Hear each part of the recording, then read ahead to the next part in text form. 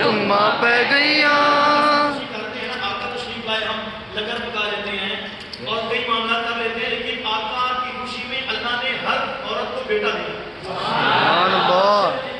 कि खुशी कर जाते सारा जहान, रब इंज कीती जिवें ओदी शान, गोद मामा विच पुत्र खिलाए, पासे धुम्मा पै गईया।